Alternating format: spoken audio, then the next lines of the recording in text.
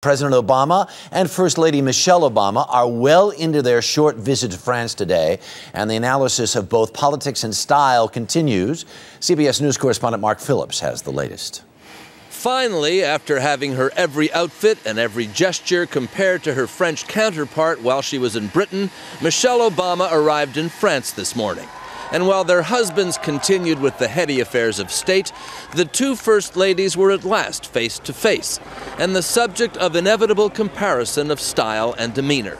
One, Carla Bruni, the glamorous ex-model and pop star; the other, Michelle Obama, the striking personification of aspirational American womanhood.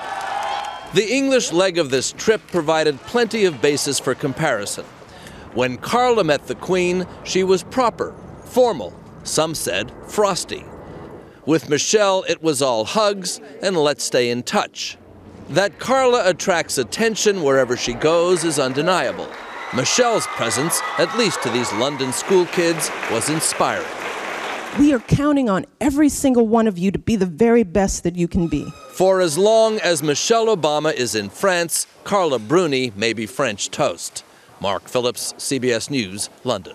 Tina Brown is co-founder and editor-in-chief of thedailybeast.com and a longtime royal watcher and insider. Good morning, how are you? Good morning, Harry. First, let's look at these pictures from this morning, because this is this first sort of connection between the Sarkozys and the Obamas, and that looked pretty warm.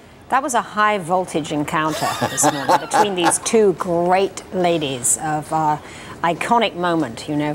I think that they're very different, of course, you know. I mean, Carla Bruni is a very elegant, you know, Italian-born heiress, strums the guitar, many lovers, you know, set her hat at a chanteuse. A chanteuse, and, you know, quite a sort of cool cat in her own right.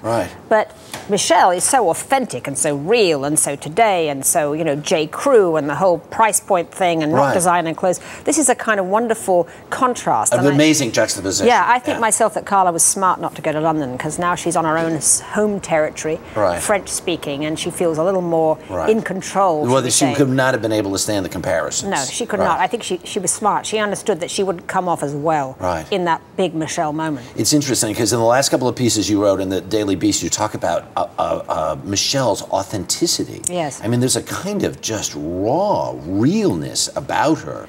That session with the schoolgirls yesterday. And you know, with Michelle, it's absolutely right. With Michelle, you can almost feel those warm arms. You know, there's a kind of real red-blooded feel to her. But there's also, I mean, she's almost like overtaking Oprah, I think, as the kind of inspirational it girl at this point. It takes going abroad sometimes to kind of refine your image back home. And she's gone up a whole notch on this trip, because this whole thing with the touching of the Queen and everything else, in the end, the Queen says, let's please stay in touch. Whatever affront or perceived affront was completely trumped by the fact that those two people charmed the Queen's socks off. They completely charmed them, and the Queen wouldn't have taken any offence at that. You know, the Queen gets very frosty if she's disrespected. But there was no sense of Michelle disrespecting her. There was a sense of kind of sisterly response, because it was the Queen who first touched Michelle, and Michelle then responded in her extremely warm way. But she's also, I think, getting a kind of almost Princess Di-like empathy going at this point. You know, when she went to that school yesterday and you saw this tall figure bending down to embrace these kids wearing those pearls, it was like, oh my God, it's Di time all over again. The other thing that you wrote about, and I thought that was so interesting, because people respect her, especially in Britain.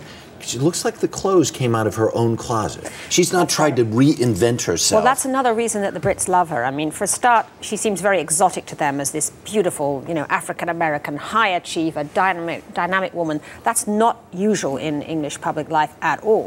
But secondly, she looks like she did, as you say, pay for her own clothes. The Brits like that, because they're not into showiness and brands and all that. And the fact that Michelle, in this desperate economy, looks like she could afford the stuff she's wearing on her own back. From J. Crew. It's very appealing. It's the right thing. She's smart. She got it right. There you go. Tina Brown, nice to see you. Congratulations on the Beast. For more information, go to our website, earlyshow.cbsnews.com.